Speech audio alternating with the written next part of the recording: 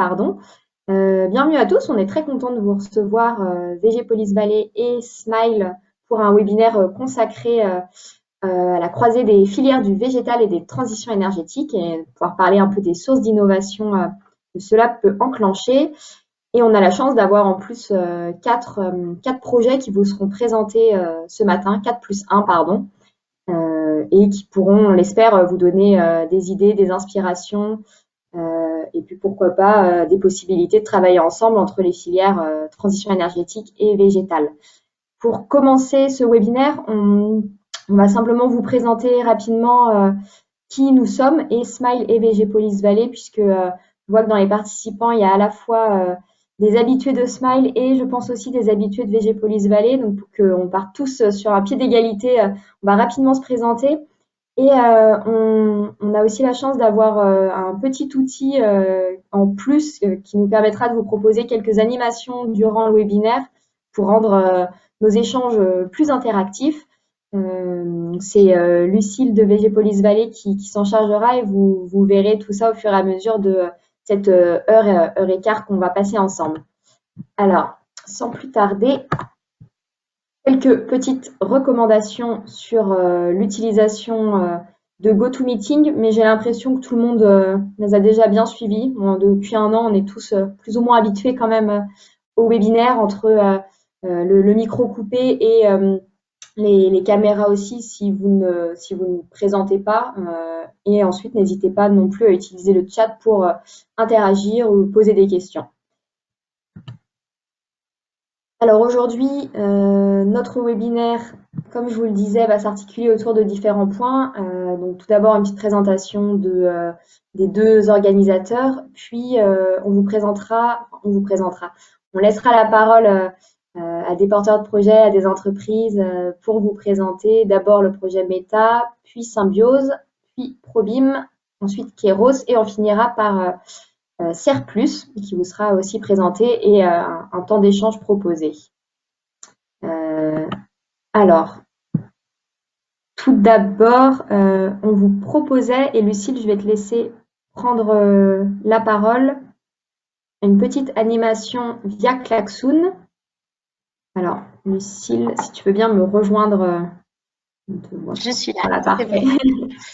Donc, vous avez les codes là directement. Donc, soit le code à rentrer en sélectionnant Klaxoon dans la barre d'outils, soit avec vos téléphones portables, vous pouvez scanner normalement le QR code qui vous enverra directement à la petite animation. Donc, vous allez voir qu'il y aura 3 animations différentes qui vont ponctuer en fait notre webinaire.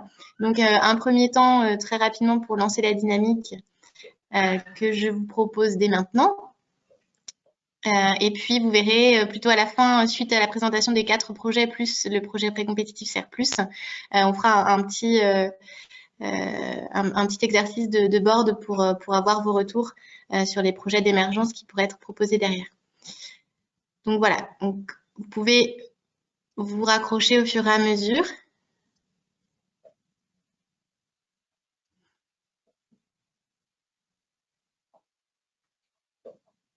Ils se sont raccrochés.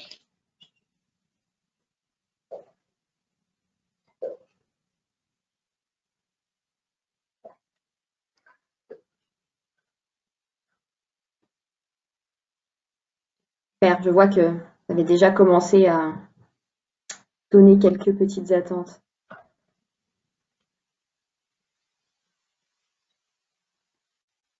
Si certains ont des soucis pour se connecter, il ne faut pas hésiter, hein, mais normalement...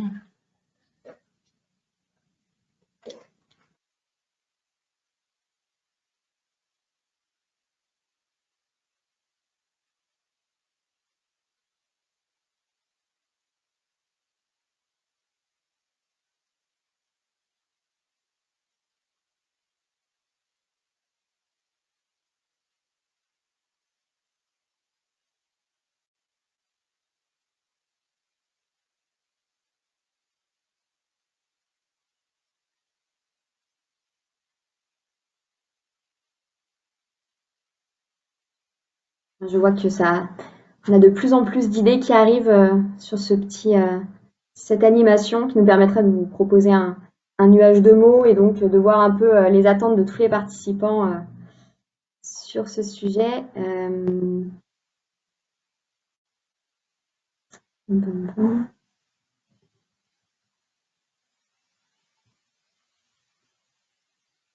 Super.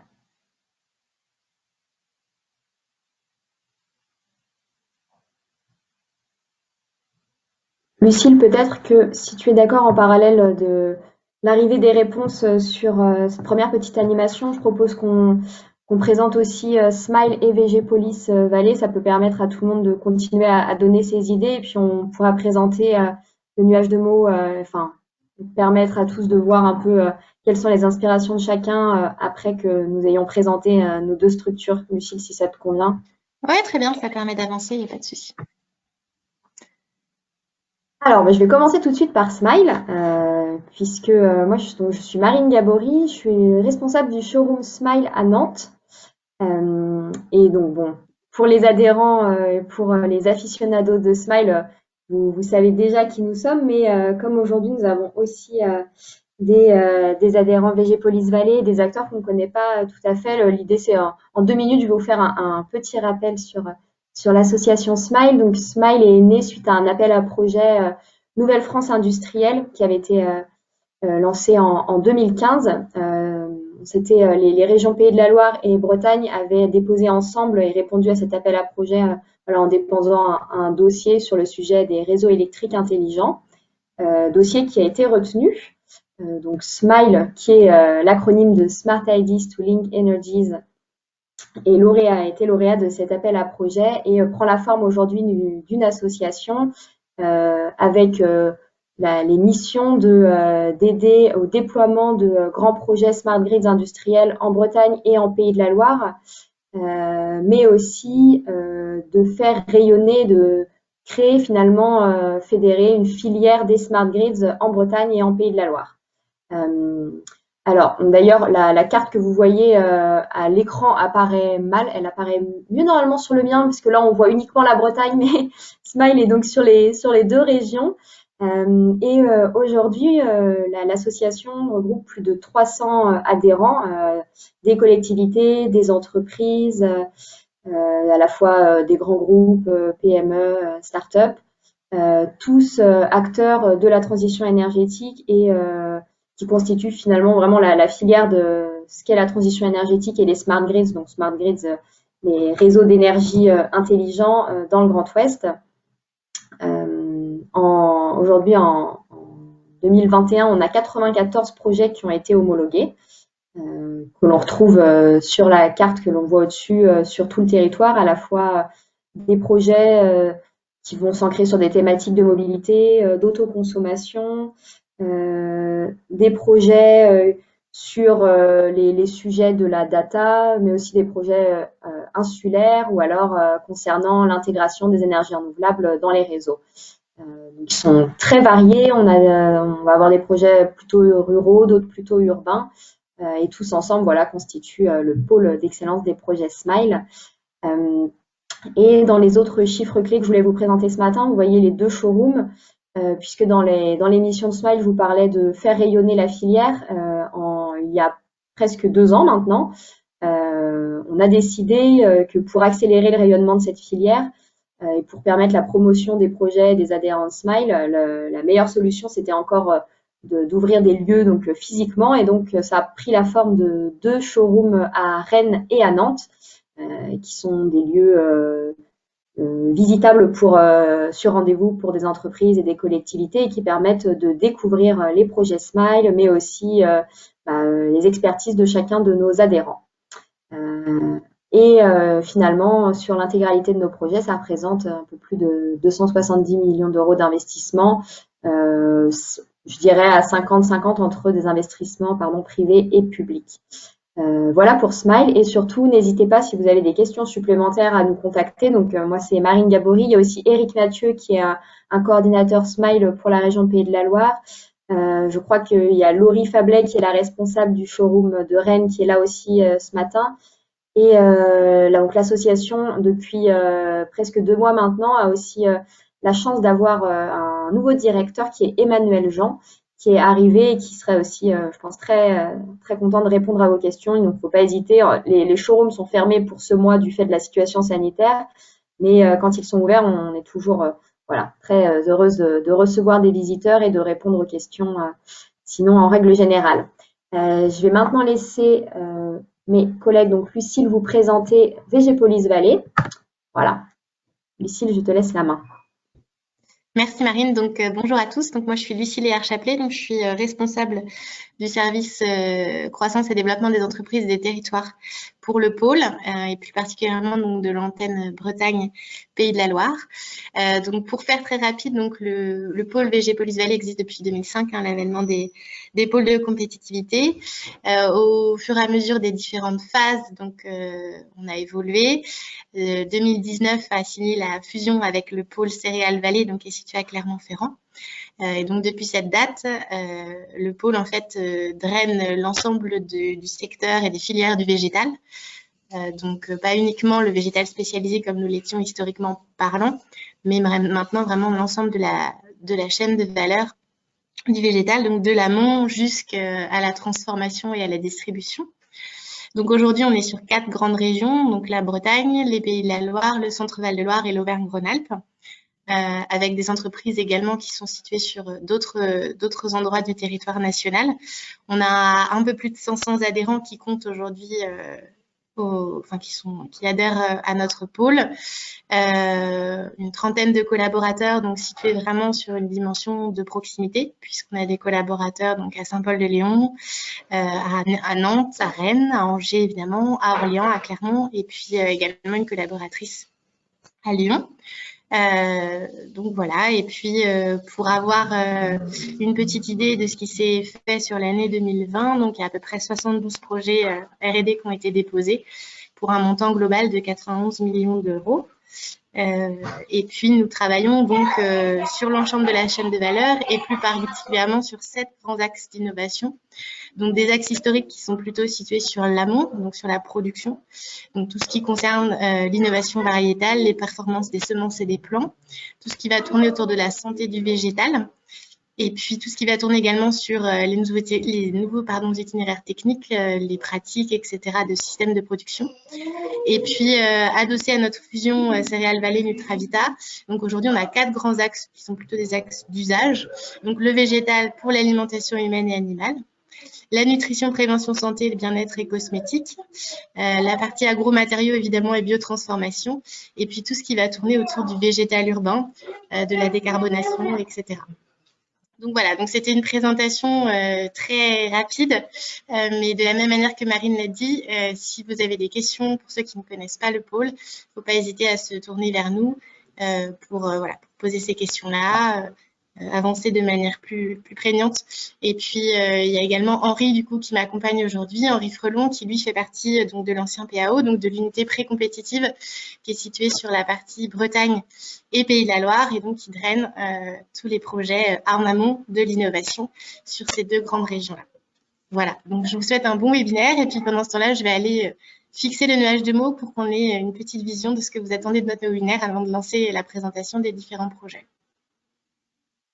Parfait, merci Lucille. Ouais, je pense que vous pouvez tous le voir déjà sur je ne sais pas si vous êtes sur ordinateur ou téléphone, on voit apparaître les différentes attentes de chacun. Bon, c'est rassurant parce qu'il y a quand même des attentes qui se recoupent, heureusement pour nous, je dirais. Et donc voilà, Lucille va vous les présenter et vous les proposer sous forme de nuages de mots, ce qui permettra de faire ressortir chacune des attentes des différents participants et puis de voir un peu les redondances entre nous. Et donc, et sans plus attendre, moi, je vais laisser la main à notre premier intervenant, puisque bon, c'est aussi évidemment pour ça que vous êtes connectés si tôt ce matin, pardon. Donc, on a la chance d'avoir 5 témoignages pour cette matinée. Et voilà, Camille, je vous laisse la parole, la main, la scène en première pour nous parler de votre projet. Merci beaucoup, Camille. Merci beaucoup. Bonjour à tous. Donc, je suis Camille Cross. Je suis chargée de développement agronomique chez Sabi Agri. Donc, Sabi Agri, c'est une entreprise d'ingénierie agroécologique qui développe, fabrique et commercialise des agroéquipements électriques. Donc, je vais commencer ma présentation justement par vous présenter Sabi Agri et ensuite je vous présenterai le projet Meta qui est en cours chez Sabi Agri. On peut du coup changer de diapo, je ne sais pas s'il y a un petit code ou quoi. Alors du coup, pour l'historique de Sabi Agri, donc Sabi Agri a été créé en 2017 par la volonté d'un de nos cofondateurs, donc qui est Alexandre, qui était en fait agriculteur et qui ne trouvait pas en fait un agroéquipement, un tracteur qui était adapté à ses besoins en maraîchage, c'est-à-dire qui voulait un agroéquipement qui préserve le sol, donc beaucoup plus léger pour faire ses activités de maraîchage. Donc il a créé un premier prototype et ensuite il a vu qu'il y avait une traction. De nombreux agriculteurs étaient vraiment intéressés par son prototype et donc du coup c'est là où la création de Sabi Agri est née. Donc Sabi Agri au fil du temps, c'est une gamme de tracteurs qui a évolué pour la viticulture et pour le maraîchage essentiellement. Ce sont des projets qui ont été gagnés, notamment le projet du consortium PID qui fait partie des défis du Challenge Rose pour éviter du coup d'utiliser des produits phytosanitaires et nous, dans notre cas en particulier, c'est des herbicides. Donc en 2019, on a aussi intégré des nouveaux locaux. On a créé donc une usine et déployé notre gamme de tracteurs électriques. Actuellement, du coup, en plus du projet Meta, on est également sur un autre projet qui est un LabCom en partenariat avec l'ANR. Et actuellement, on est en croissance commerciale et industrielle. On peut du coup passer la diapo. Voilà, donc Sabi Agri, du coup, c'est une entreprise où il y a de nombreuses compétences. Donc, des compétences qui sont à la fois en chaudronnerie, puisqu'on fabrique tous les produits, en câblage, en ingénierie mécanique et mécatronique, puisque tous les dessins des tracteurs sont réalisés ici, puisque tous les tracteurs sont sur mesure. On a aussi, du coup, une ingénierie en robotique et en agronomie. On peut passer... voilà. Donc, vu que nous, on veut essayer ici, dans ce webinaire, surtout faire le lien entre l'agronomie et la transition énergétique, j'ai présenté un peu Sabi Agri, ce qu'on fait d'un point de vue agronomique.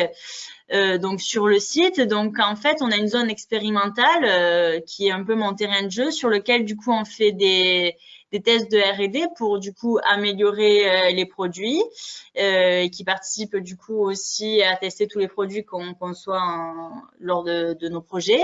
C'est aussi une ferme d'expérimentation sur lesquelles je mets en place des itinéraires culturaux agroécologiques pour les tester et les adapter avec les produits et pour accompagner bien sûr nos clients dans la transition agroécologique.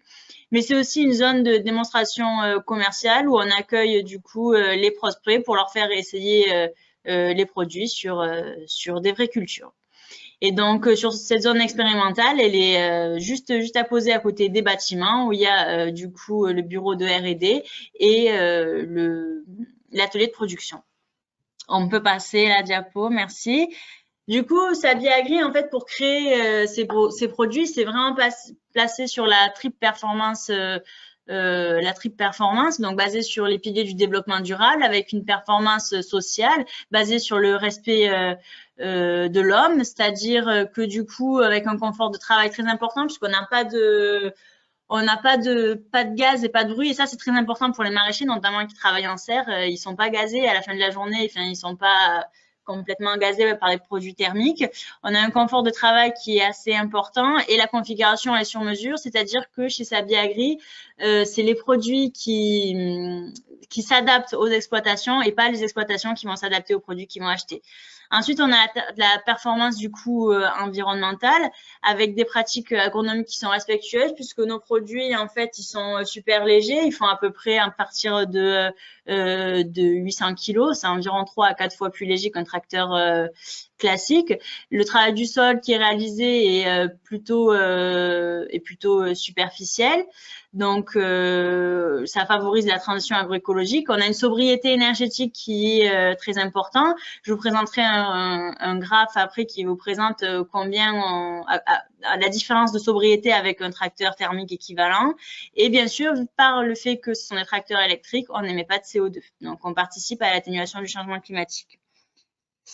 Et ensuite, on a une performance économique parce que bien sûr, il faut que le produit puisse arriver à avoir des rendements satisfaisants, mais surtout permettre d'avoir des faibles coûts opérationnels. Donc, nous, on a environ 87% moins cher en coût opérationnel qui comprend la maintenance et le coût en énergie. Mais c'est à la fois des produits qui sont polyvalents puisqu'on peut réaliser toutes les tâches agricoles avec l'ensemble des outils agricoles standards. On peut passer à la diapo suivante. Voilà, donc là, c'est une diapo qui vraiment se focalise sur les avantages et en particulier, du coup, l'efficience énergétique des produits, puisque pour produire une calorie alimentaire, on a besoin d'une seule calorie pour produire donc la calorie alimentaire, tandis qu'avec un tracteur thermique, pour une calorie alimentaire, on a besoin de 10 calories thermiques. Donc ça se répercute notamment sur le coût de fonctionnement, comme je le disais. Pour un tracteur Alpo, c'est environ 90 centimes à l'heure, alors que pour un tracteur thermique, c'est environ, un peu moins de 4 € à l'heure.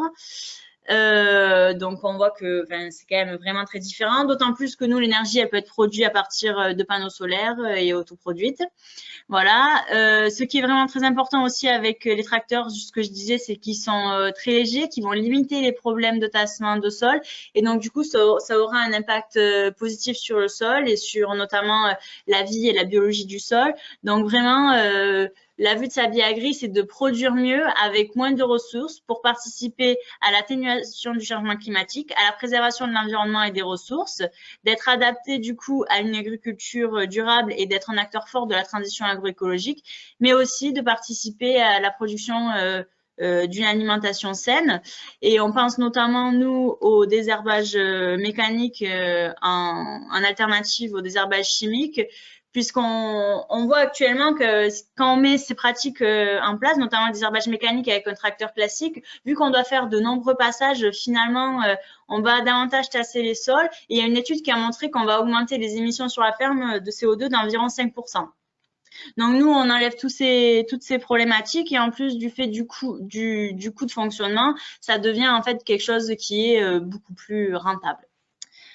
On peut passer à la diapo suivante.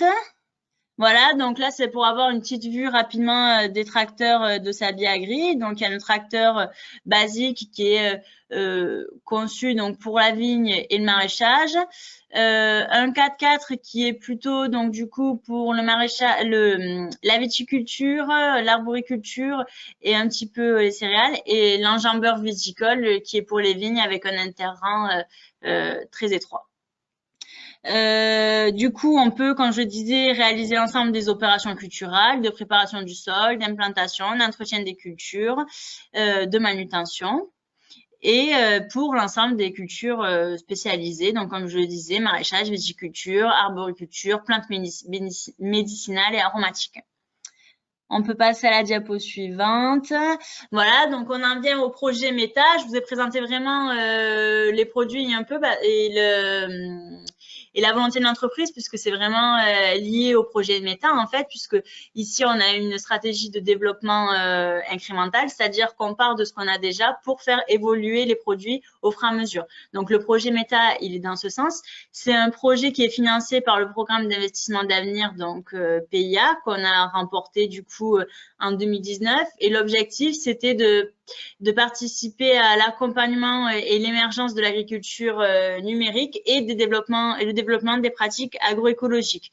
Le projet méta, en fait, il consiste à créer une version améliorée, plus intelligente du tracteur électrique Alpo qui existe pour offrir aux agriculteurs les moyens de faire des choix éclairés au quotidien et les aider justement à mettre en place ces transitions écologiques autour de la triple performance environnementale, écologique et sociale, qui demande d'avoir beaucoup d'infos et voilà, ça permet de les accompagner. Donc cette version intelligente du tracteur électrique Alpo, elle sera connectée, elle collectera du coup les données par des capteurs agronomiques et elle retranscrira et traitera ces données qu'elle mettra à disposition auprès des agriculteurs autour d'une interface logicielle. Donc, ce serait une application numérique ou un site web. Et ça permettrait d'aider les agriculteurs à prendre des décisions et à les aider, à les accompagner, à mettre en place des pratiques plus vertueuses et à savoir quand et comment agir. On peut passer à la diapo suivante. Voilà, du coup, c'est fini. Merci beaucoup pour votre attention. Et si vous avez des questions, n'hésitez pas. Merci Camille, merci beaucoup. Henri vous le disait, vous l'écrivait plutôt, n'hésitez pas à interagir dans le chat aussi. Et si vous avez des questions pour Camille, c'est l'occasion. Et puis on pourra aussi se prendre un temps d'échange à la fin du webinaire pour que voilà, tous les interlocuteurs puissent répondre à vos questions. Mais merci Camille, c'était très riche et très intéressant. Merci à vous. Et merci. Je vous propose de retrouver Luc Stéphane pour un tout autre projet. Là, on part vers Nantes. Voilà. Bonjour Luc. Pour parler du projet Symbiose. Je vous laisse la main. D'accord. Merci beaucoup. Oui, bonjour à tous et à toutes. Merci de me donner l'occasion de présenter ce projet qui est un projet qui est enfin à la fois du bâtiment, de l'agriculture et du social aussi, du lien social. C'est un projet qui est porté pendant le Métropole Habitat, donc qui est bailleur social de l'agglomération nantaise. Je vous présente en 2 minutes. Moi, je suis directeur d'innovation. On travaille beaucoup sur les questions énergétiques. Mais nous, on est propriétaire de 25 000 logements et on loge un Nantais sur 6. Donc, on a des vraies questions aussi de transformation énergétique de notre parc. Et on cherche un peu toutes les solutions qui permettent aussi de réduire notre empreinte carbone. Donc, c'est pour ça qu'on est adhérent au réseau Smile depuis quasiment l'origine et qu'on a 2 projets homologués. Celui que je vais vous présenter maintenant, Symbiose, et puis un autre qui démarre ce mois-ci d'autoconsommation collective. Je vais passer la diapositive suivante. Voilà. Donc, Symbiose, au départ, c'est une réflexion sur la transformation d'un quartier qui est celui de Nantes-Nord, qui est un quartier en renouvellement urbain qui commence depuis 1 an à peu près, qui a fait l'objet d'une convention avec l'Agence nationale de renouvellement urbain, donc qui part pour 8 années d'intervention, avec beaucoup d'investissements. Nous, l'ensemble du projet, c'est plus d'une centaine de millions d'investissements. Nous, on aura 32 millions sur nos 400 logements. Mais c'est un quartier qui a plus de 4000 logements sociaux et qui est situé pas loin de la porte de Rennes à Nantes, pour ceux qui connaissent. Symbiose sera la première opération que l'on va mener, nous, en tant que bailleur social, sur ce secteur. Et vous voyez donc l'image aérienne future du projet qui a été réalisée par notre architecte, Maurice Rallot. Et donc, le projet, c'est à la fois la réhabilitation de 24 logements, l'installation d'une serre bioclimatique, je vais vous en expliquer un peu pourquoi tout à l'heure, et la création d'un ascenseur dans des bâtiments qui sont tous un peu identiques, qui sont des plots de 24 logements créés dans les années 70, qui ont besoin d'un coup de jeune. Et c'était aussi l'occasion de transformer ce quartier, qui est un quartier mono-fonctionnel, puisqu'il n'y a que de l'habitat, en étant un milieu où on fasse aussi de l'activité. Donc, on est vraiment sur un projet de redynamisation sociale du secteur. Voilà, donc la serre, en fait, le principe est le suivant, c'est qu'on travaille, nous, sur la question des toitures. C'est un des projets d'ailleurs de notre métropole dans la transition énergétique, c'est de rendre les toitures utiles. Et on a constaté qu'en fait, un bâtiment au cours de l'année reçoit plus d'énergie solaire que d'énergie primaire dont a besoin le bâtiment pour se chauffer. Donc pour l'instant, ce potentiel, il n'est pas utilisé quasiment. Et il est relativement utilisé quand on fait du photovoltaïque, mais pas énormément. Et donc, on a énormément de toitures qui pourraient servir à la transition énergétique sous toute forme. Et on s'est aperçu en discutant donc avec un Ecotropic, qui est une start-up de thermique, qui nous a proposé de tester la solution de récupération de chaleur d'une serre pour chauffer le bâtiment. Au départ, c'était ça. Et on s'aperçoit que le besoin énergétique d'une serre, justement, c'est à peu près 22% des charges de la serre quand c'est agricole et 11% quand c'est horticole. Donc on s'est dit que par rapport à l'évolution du prix de l'énergie, on pouvait faire du pierre de coups, c'est-à-dire à la fois récupérer la chaleur fatale de la serre pour le bâtiment, donc ce qui peut représenter une économie substantielle, mais aussi de chauffer la serre l'hiver par le bâtiment, puisque la déperdition de chaleur passe essentiellement par la toiture. Donc c'est pour ça qu'on appelle symbiose, c'est la symbiose entre le bâtiment et la serre. Donc ce projet, il a beaucoup évolué en plusieurs années. Sachant que quand même, on ne va pas chauffer le bâtiment avec la serre, on va chauffer l'eau du bâtiment, on va stocker les calories extraites de la serre dans le bâtiment. On va passer peut-être à la diapositive suivante. Voilà, donc là c'est un peu plus technique, je vous promets après ce sera plus simple. Donc là en fait on a une pompe à chaleur qui va extraire les calories de la serre, qui va donc travailler en fonction d'un algorithme qui est créé par l'équipe d'ingénieurs qui est issue du centre de recherche des Livstar et qui vont donc faire un mix entre eux, en gros un équilibre de recherche entre la météo, entre les besoins thermiques de la serre pour faire pousser les cultures et également les besoins en calories pour chauffer l'eau chaude. Donc, on a un équilibre à trouver entre ces trois éléments. Et on a travaillé aussi sur la question de la thermique du bâtiment. On va isoler le bâtiment dans le cadre de la réhabilitation.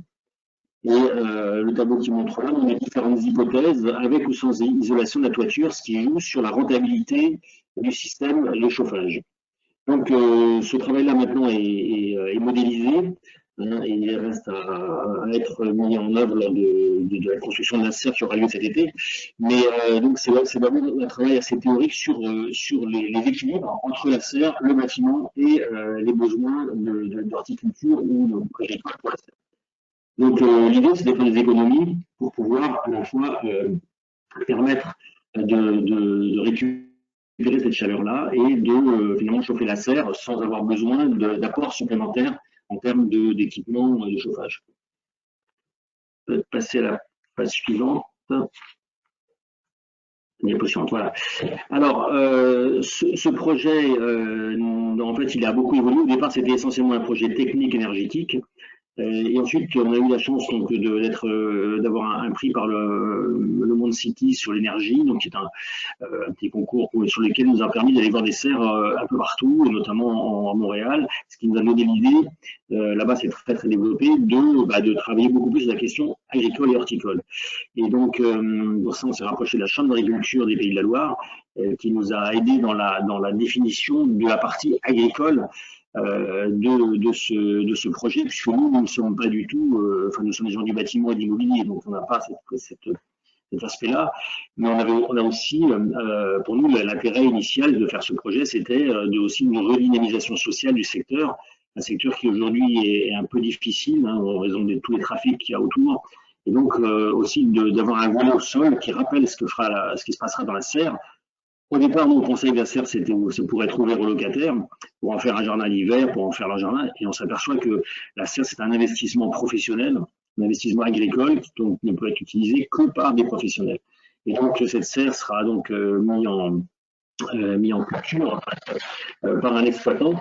Et notre idée à nous, c'est qu'il y ait des liens entre ce qui va se passer en toiture par l'exploitant agricole et également ce qui peut se passer dans les hectares au sol que nous avons dans ce secteur-là, qui est un secteur assez peu dense et qui offre de grands espaces libres aujourd'hui et que l'on aimerait pouvoir transformer en espaces nourriciers. On a commencé donc par des petites choses sur le secteur, puisqu'on a des sols qui ne sont pas toujours dont on n'a pas encore fait l'analyse, et qui sont tout près du bâtiment et qui on commence à jardiner avec les habitants pour créer un peu de lien social, créer une dynamique sur ces questions alimentaires et également questions de santé le confinement ayant beaucoup donné l'accent sur cette question-là, et on travaille avec la ville et la métropole, notamment sur la partie nourricière.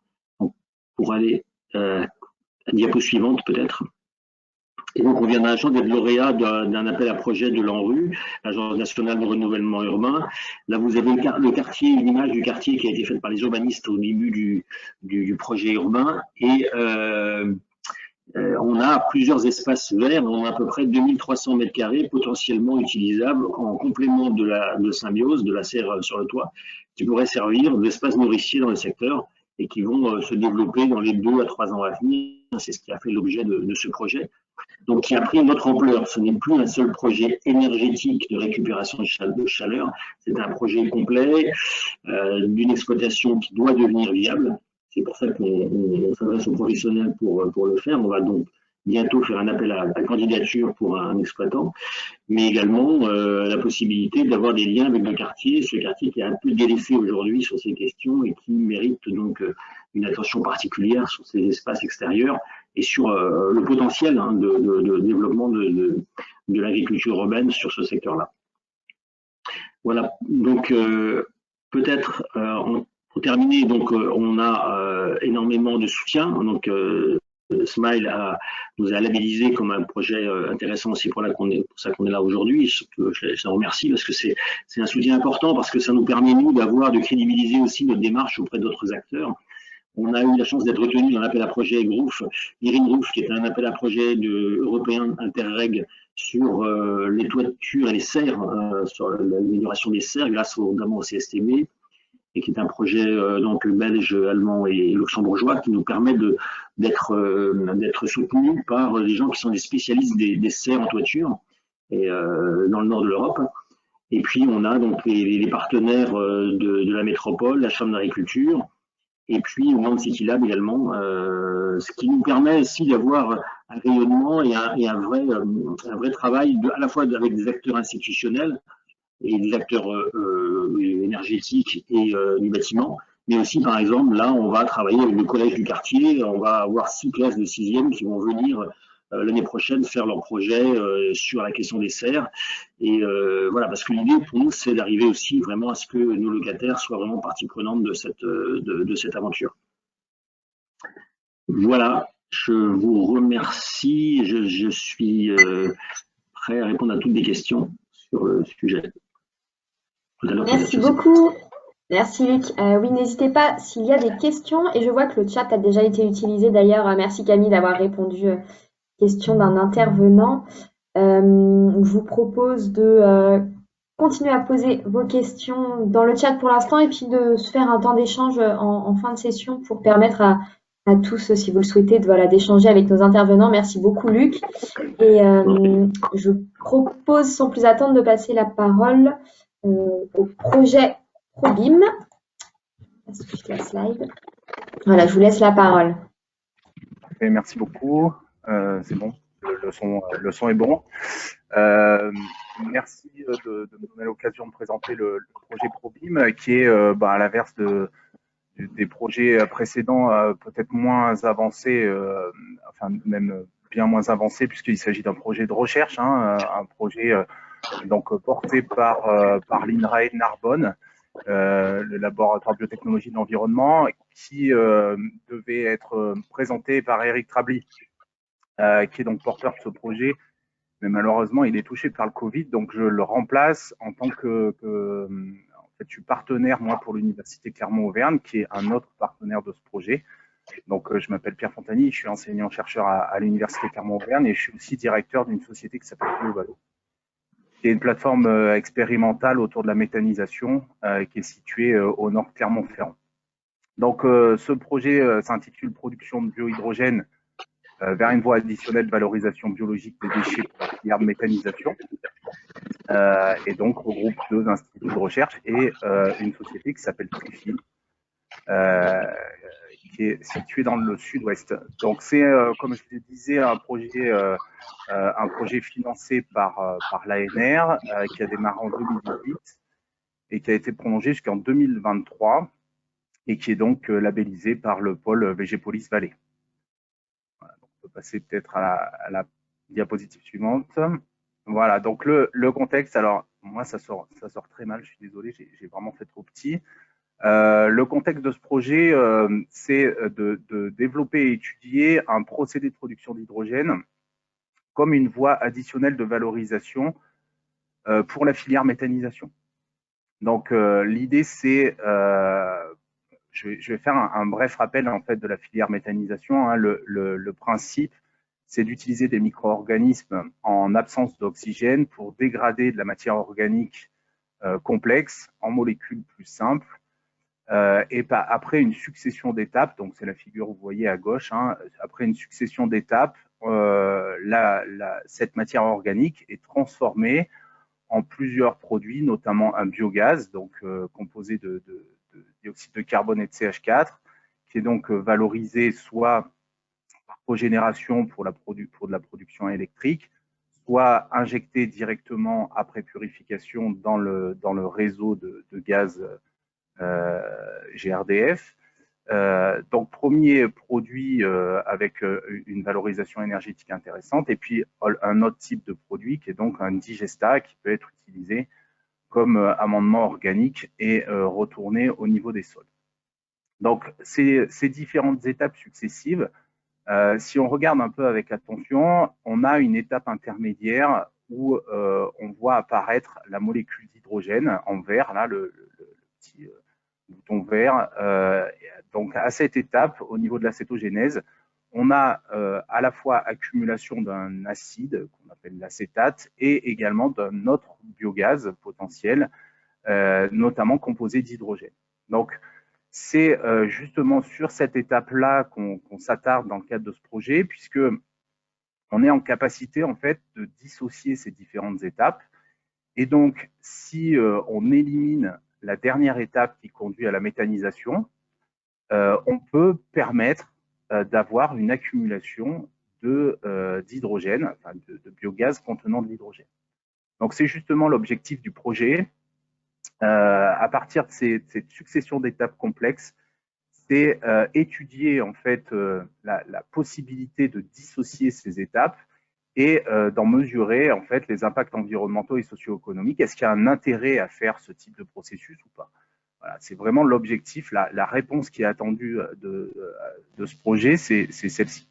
Donc, comment on va s'y prendre? Ben, l'idée, c'est qu'à partir de matière organique, on va donc travailler sur un premier compartiment qui amène jusqu'à l'étape de production d'hydrogène et de l'accumulation d'acide.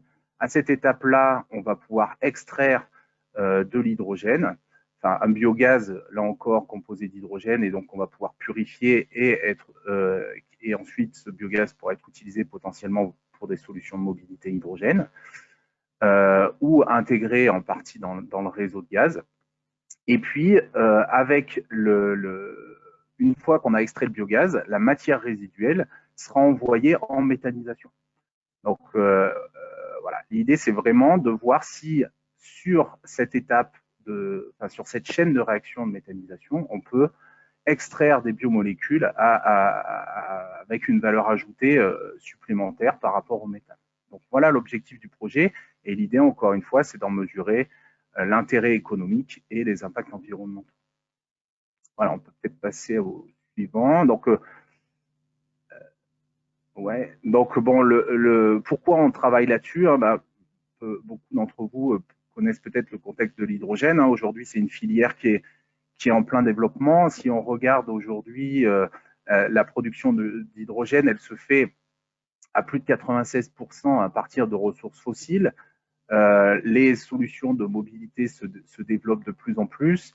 On parle beaucoup plus de vecteurs énergétiques. Donc, l'idée, c'est de voir si on peut trouver des solutions alternatives pour produire cette énergie avec donc des perspectives de 45 000 tonnes d'H2 décarboné aujourd'hui, on est à un équivalent de 5% de la production, et avec des objectifs à 2030 qui est de monter à plus de 50% via un procédé de production renouvelable.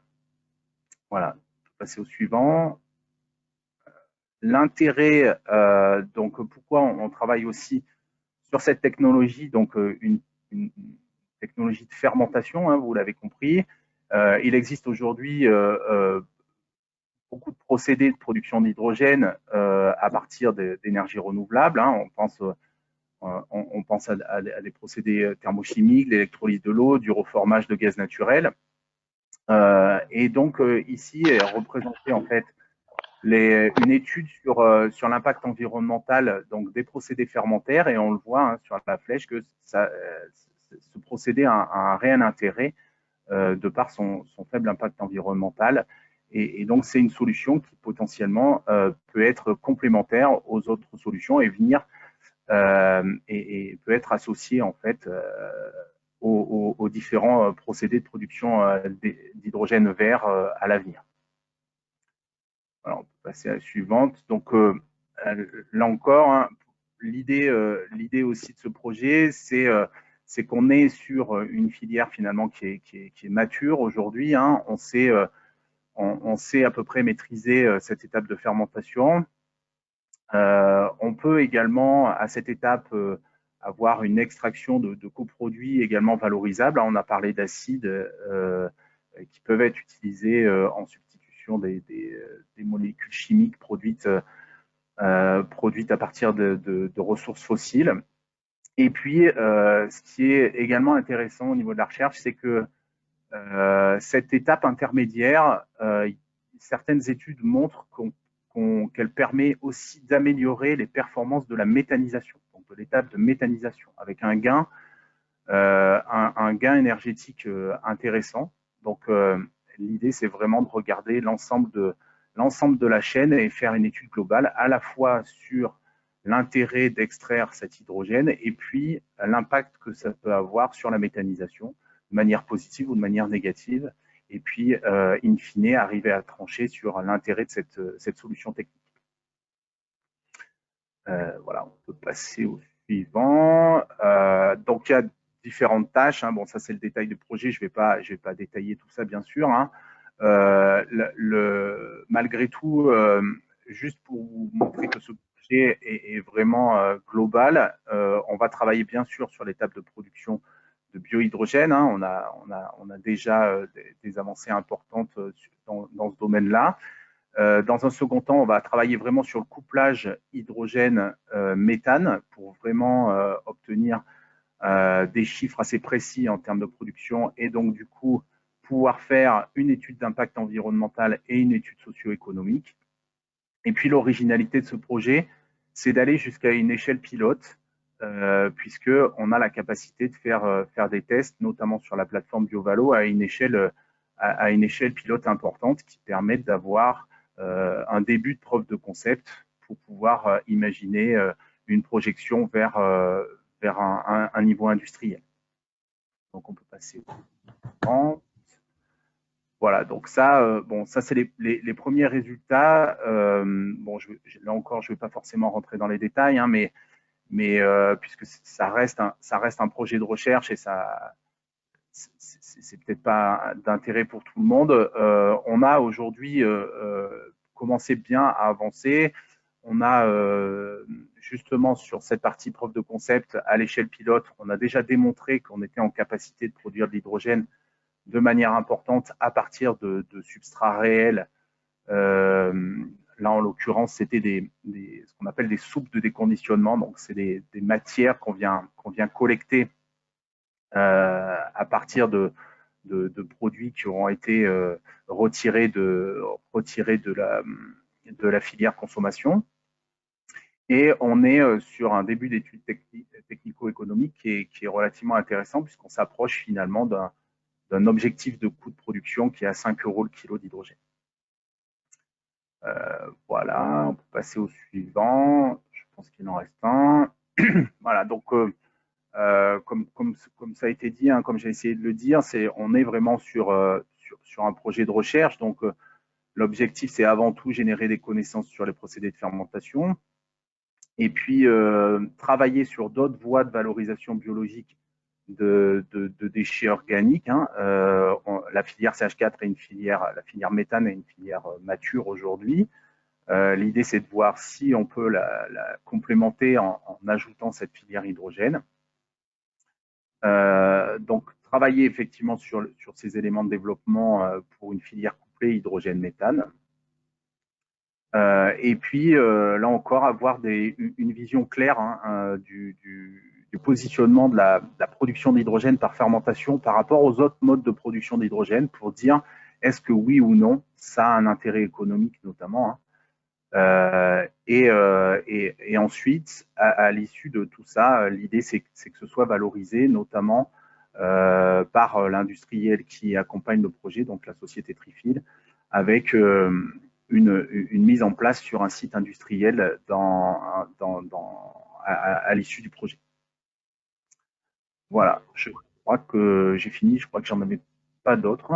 Voilà, donc juste les partenaires.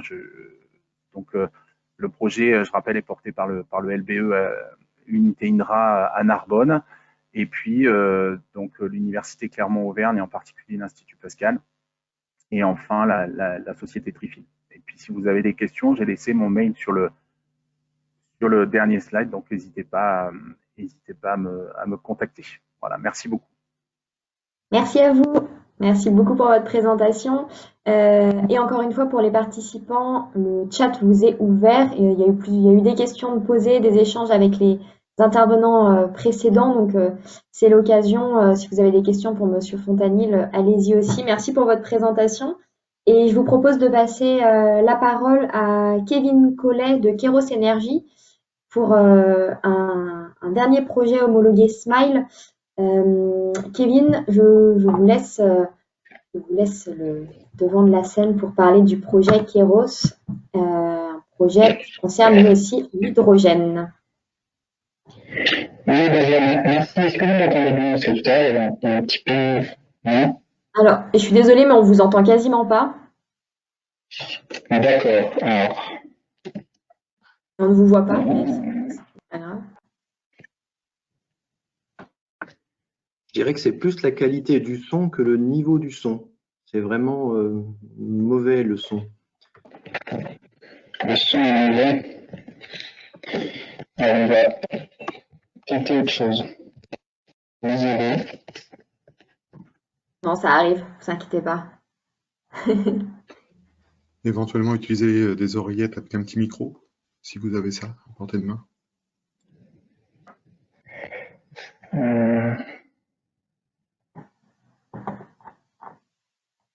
Nous avons Monsieur Martinet qui vous conseille autrement de s'éloigner du micro, puisque le son est très saturé, c'est vrai. Désolée. Alors je m'éloigne, est-ce que c'est mieux? Non. C'est terrible.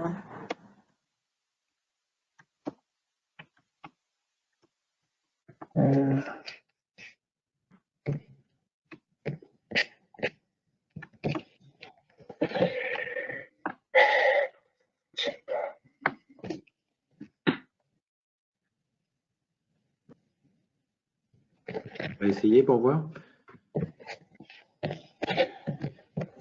Oui, je parle, je ne sais pas si c'est mieux pour vous ou pas du tout. Ce que vous dites, mais c'est pas très agréable à écouter, mais on comprend. Attendez, je vais essayer de me connecter avec mon téléphone, ça va peut-être être mieux. N'hésitez pas. Et puis, on est là en soutien. Ça fait Rolling Stones, nous dit Monsieur Martinet. C'est vrai. Il y a un petit côté rock'n'roll. Ouais, à 9h, c'est pas mal. À 9h le matin, ça réveille un peu.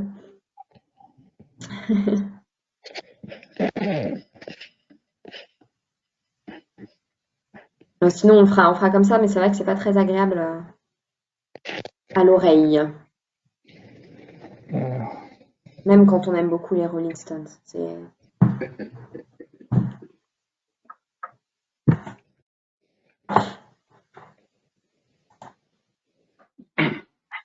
Ça a l'air mieux maintenant?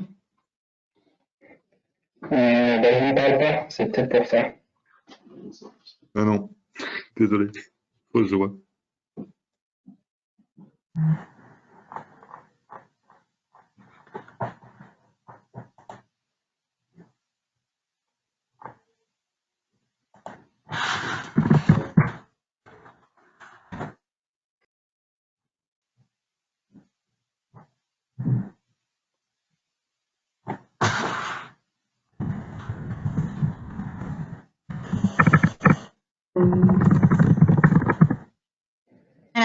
Ce que je vous propose en parallèle, excusez-moi, c'est Lucille du coup, le temps que Monsieur Collet récupère un son qui nous puisse nous permettre d'entendre correctement tout ce qu'il a à nous présenter.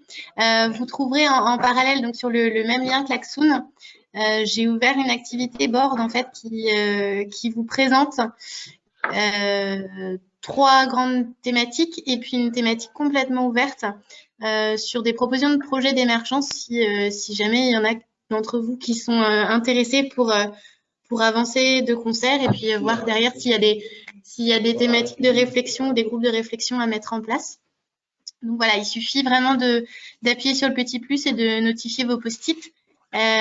Si vous le souhaitez, vous pouvez mettre aussi le nom de votre structure sur le post-it associé. Et comme ça, voilà, on peut derrière, ça nous donne une possibilité d'ouverture pour travailler ensemble, Smile, VG Police Vallée et donc tous les adhérents évidemment qu'il y a derrière sur ces typologies. Donc c'est ouvert, donc en fonction de vos attentes et de vos envies par rapport à ce qui a été présenté et des liens d'accroche. Voilà, vous pouvez vous positionner si vous le souhaitez. Les mêmes liens. Oui, pardon. En complément, sur le smartphone, il faut bien dézoomer la fenêtre pour voir le nom des intitulés des colonnes. Enfin, du moins, sur le mien, ça apparaît très, très gros. Et Monsieur Collet, je vois que vous vous êtes reconnecté. Oui, est-ce que c'est mieux là? Ah oui, beaucoup mieux. Eh bien, parfait.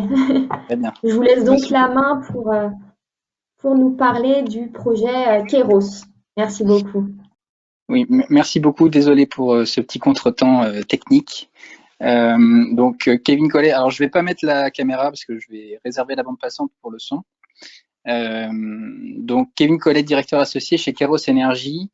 Donc Kairos Énergie, ou comment produire de l'énergie verte donc à partir de biomasse agricole de manière abondante et bon marché. Je sais pas, peut-être. Comment? Ah non, c'est quelqu'un qui a pas compris. Oui. Monsieur Martinet, il faudrait que vous coupiez votre micro. Pardon. Bon, ça a l'air d'être bon. Alors, on peut passer au slide suivant. Je sais pas si j'ai la main. Non, c'est bon. Pour en venir à notre projet Kairos, donc effectivement, donc Jean Foyer, qui est le fondateur de Kairos Énergie, a travaillé plus de 10 ans dans le secteur de l'automobile. Donc il a voyagé chez tous les constructeurs mondialement connus et il a pu voir très rapidement qu'il y avait une transition énergétique qui était en train de s'opérer et un changement d'énergie pour cette partie constructeur moteur, en l'occurrence vers l'hydrogène. Venant d'un monde plutôt agricole, nos voisins ils sont tous agriculteurs. On a cherché une solution pour intégrer ce monde agricole avec une production d'énergie qui pouvait être territoriale et donc permettre finalement une indépendance énergétique. On a fait un benchmarking des solutions qui étaient existantes jusqu'à ce jour pour la production d'hydrogène et on en est arrivé à la solution de la pyrogasification. Donc la pyrogasification, c'est de chauffer à très haute température une matière organique pour lui permettre de se gazéifier. Donc il y a un procédé de transformation et de purification des gaz en sortie, mais plus la matière va être pure en entrée, plus ça sera simple en sortie. On peut passer au slide suivant. Donc le procédé de Kairos, c'est vraiment la synergie des énergies, c'est-à-dire qu'on va partir d'une biomasse agricole. En l'occurrence, nous, c'est le chanvre qu'on va broyer, sécher, mélanger, puis injecter sous forme de poudre dans un four de pyrogasification. Donc on va récupérer à la sortie un gaz de synthèse, donc c'est du CO plus H2, et par des procédés donc de purification, transformation et séparation des gaz, on va obtenir différents coproduits qui vont tous être valorisés. Donc ces coproduits, on va avoir du CO2 liquide grade alimentaire, donc qui va pouvoir notamment servir dans l'industrie agroalimentaire, de l'hydrogène vert, qui va être destiné prioritairement à la mobilité, mais qui pourra servir également à la décarbonation de l'industrie, notamment dans la sidérurgie, du méthane de synthèse qui va être directement injecté dans le réseau puisqu'on a obtenu une dérogation de la CRE, de la commission de régulation de l'énergie, qui nous a permis de faire partie d'un dispositif expérimental pour injecter le méthane de synthèse dans le réseau, et puis de la chaleur résiduelle. Donc on a des procédés en sortie de four qui sont exothermiques, qui nous permettent à la fois par un circuit de chaleur de maintenir le four à température, mais l'excédent qui restera va nous permettre de vendre cette chaleur fatale aux bâtiments annexes, que ce soit des bâtiments pro ou des lotissements. On va également avoir de l'engrais minéral, c'est de la cendre qui est en sortie de four, donc qui n'a plus de carbone, donc c'est uniquement des minéraux qui pourront être revendus donc à une société de compostage qui est à proximité du site et qui pourra l'intégrer directement à sa matière première. Donc voilà, on va passer au chanvre. Donc pourquoi le chanvre? Donc, tout d'abord parce que c'est une culture historique en Sarthe. Donc depuis le XVIIIe siècle, avec les corderies royales, donc avec Colbert qui avait introduit cette culture en masse entre Versailles et Rochefort. Donc à Rochefort, il y avait les corderies royales, donc c'était pour faciliter la production de ficelles de chanvre de manière à produire les boutes et les cordes des navires. Mais le chanvre a énormément d'autres qualités. Donc elle était à un moment donné appelée la plante bénie des dieux parce qu'on pouvait tout faire avec. Donc aujourd'hui on en fait du béton de chanvre. Certains récupèrent la graine pour le côté alimentaire. La fleur pourra peut-être être utilisée plus tard également pour la partie CBD. La tige sert pour notamment la partie textile, pour donc, comme on l'a dit, les cordes. Il y a des ficelles de chanvre pour botteler les bottes. Enfin, c'est très varié. Et le chanvre, donc, il a une propriété qui est qu'il n'a pas besoin de produits phytosanitaires pour se développer, puisque en poussant très rapidement, il va étouffer les adventices. Donc, il n'y aura pas besoin de mettre de phyto à ce niveau-là. Il permet un développement important de la biodiversité, donc c'est-à-dire notamment des araignées, des carabidés qui sont des prédateurs, des ravageurs de culture. Il résiste énormément à la sécheresse, donc beaucoup mieux qu'un maïs par exemple qui est cultivé à la même période. Donc ça garantit en quelque sorte aux agriculteurs d'avoir un rendement et une marge suffisante sur la culture de leur sol. Et puis, autre avantage, et qui n'est pas des moindres, c'est qu'il permet de stocker énormément de carbone. Donc, en 4 mois, il va stocker autant de CO2 qu'un hectare de forêt en un an, soit l'équivalent de 15 tonnes. Donc, un tiers de ces 15 tonnes va rester dans le sol, notamment par ces racines qui sont très profondes, qui peuvent aller jusqu'à 3 mètres et qui sont en pivot. Donc on peut passer au slide suivante. Enfin, la slide suivante, pardon. Et donc effectivement, ces racines qui sont très profondes permettent une restructuration du sol et donc de favoriser le cycle du carbone et notamment d'être un très bon précédent pour les cultures céréalières suivantes. Donc notamment un rendement sur un blé qui va être de l'ordre de 10 à 15%. Si on fait un chanvre sur blé. Donc on va être au même niveau qu'un blé sur luzerne ou qu'un blé sur pois à peu près. Voilà.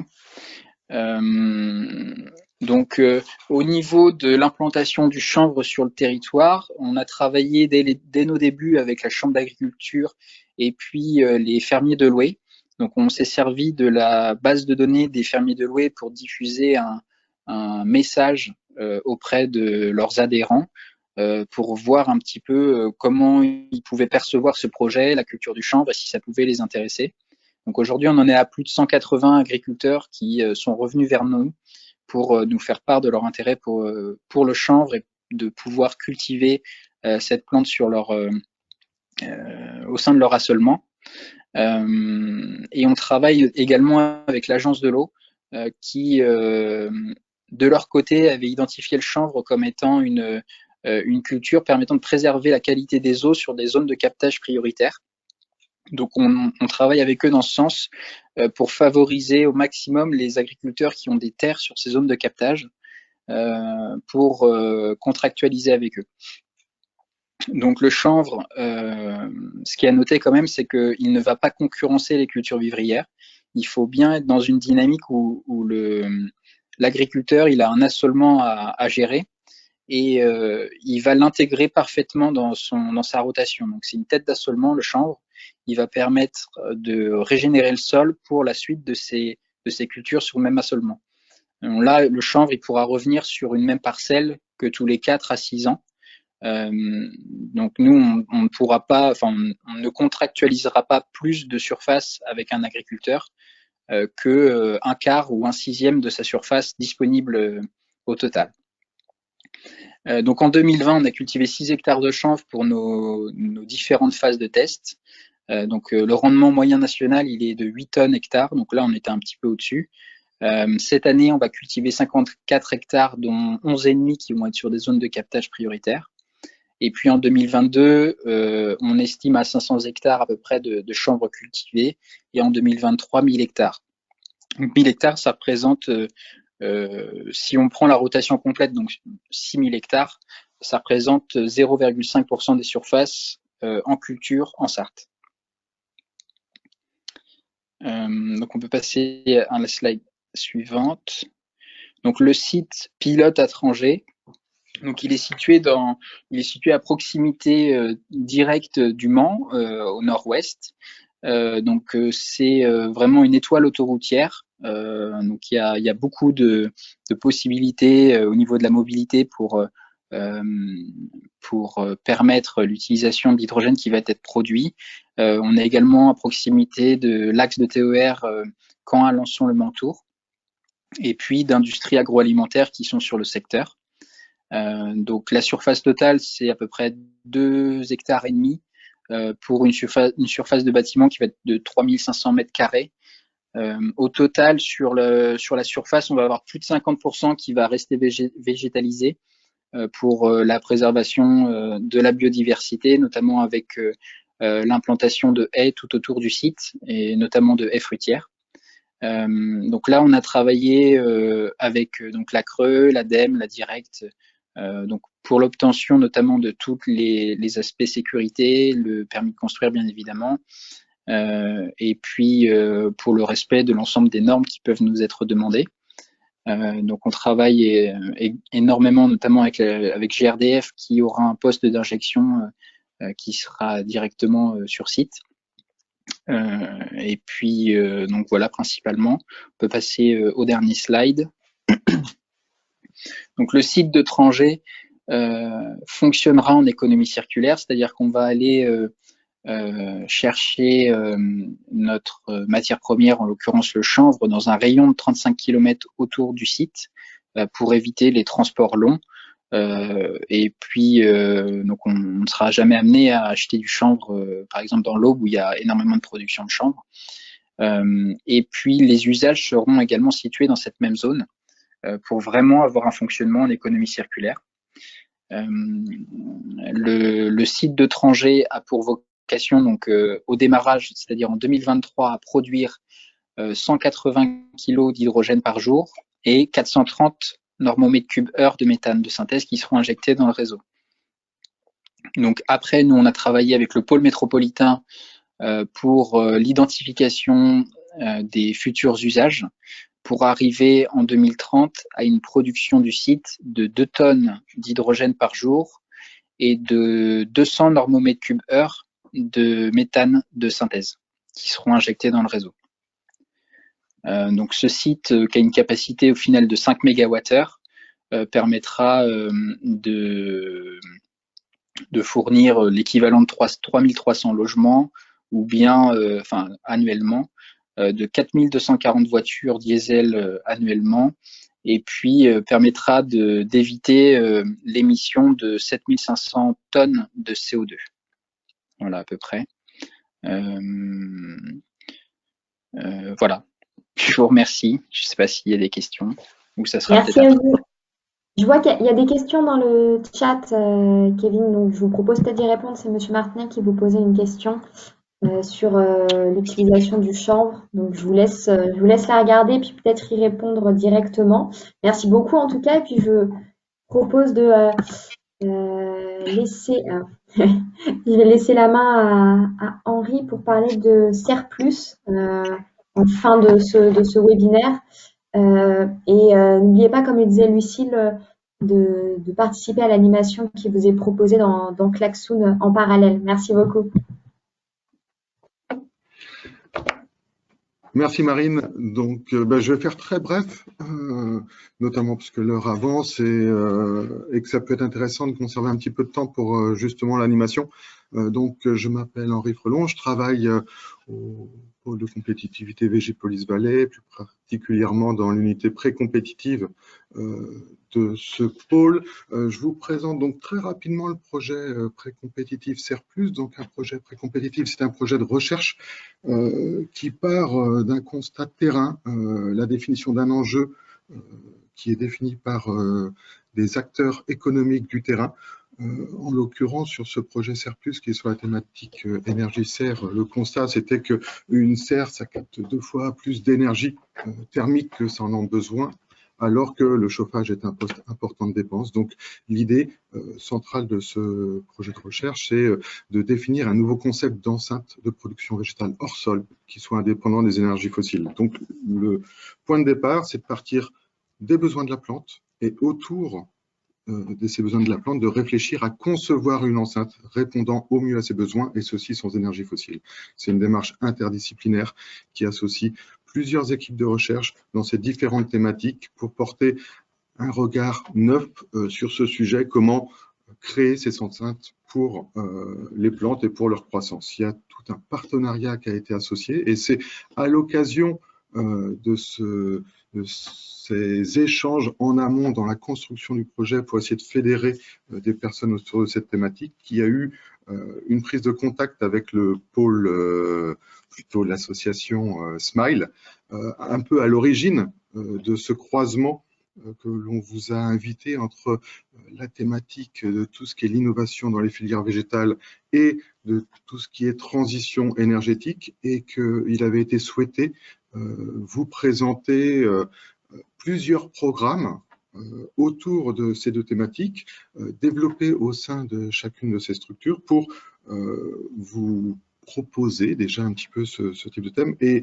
évaluer avec vous si ça pouvait être intéressant d'un peu promouvoir de nouveaux échanges, de nouvelles réunions autour de cette thématique. Et c'est en ça que cette proposition d'animation Klaxoon a été créée. Donc vous retrouvez le QR code que vous pouvez scanner si vous ne l'avez pas déjà fait, sinon vous retournez tout de suite à la page qu'il y avait tout à l'heure. Et Lucille nous a proposé un format où on peut retrouver des grandes thématiques et où on vous interroge sur quels pourraient être les sujets qui pourraient se prêter à de nouvelles réunions, qui pourraient se prêter à soit vous apporter de l'information, soit des groupes de réflexion. Enfin voilà, là on est vraiment en attente de vos intérêts pour répondre au mieux à ceci sur, s'il y en a, bien sûr, sur cette thématique au croisement des transitions énergétiques et de l'innovation végétale. Voilà. Je reste à votre entière disposition, même si vous voulez, après cet échange, pour vous parler plus du projet Serplus. Il me semblait important aussi de ne pas passer à côté de cet objet, de recenser vos intérêts sur cette thématique. J'ai fait très très court, Marine. Oui, je vois ça, c'est très bien. Attends, c'est heureux car c'est vrai qu'on arrive aussi au terme du temps qu'on s'était fixé pour le webinaire. Donc n'hésitez pas à réagir sur l'animation Klaxoon. L'idée, c'est vraiment de voir s'il y a des points de convergence, s'il y a des sujets que vous aimeriez voir traités, des projets, des idées voilà, qui ont pu émerger aussi après écoute des différents témoignages sur ces 4 beaux projets déployés sur notre territoire. Nous, on se tient de toute façon aussi à votre disposition s'il y a des questions, et je vois qu'il y a eu des échanges dans le chat, donc c'est très bien. Je pense que les intervenants aussi, si vous avez davantage de questions, pourront y répondre aussi. Voilà, je vous laisse répondre à l'animation. Et je voulais vous remercier à tous de vous être connectés à une heure assez matinale et d'avoir suivi ce webinaire. C'était un premier format pour VG Police Valley et Smile. Voilà, pour concrétiser les échanges qu'on avait eus par ailleurs. Donc, ça nous semblait intéressant de pouvoir faire bénéficier nos communautés. On est très content que vous soyez inscrits, que vous ayez participé. On voulait vous remercier pour votre présence. Et puis, un grand merci surtout aux intervenants, à nos quatre intervenants de la matinée pour leur présentation très riche, très intéressante. Et encore une fois, si vous avez des questions, nous, on se tient à votre disposition. Donc, il ne faut pas hésiter. Merci à tous. Merci.